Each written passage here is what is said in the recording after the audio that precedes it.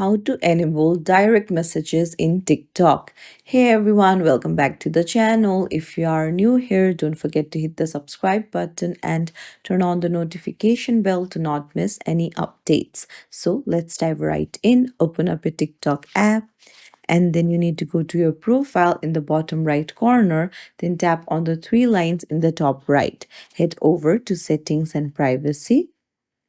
Now, here you need to go to privacy under account and then scroll down under interactions. You can see direct messages, tap on it, and then go to permission settings.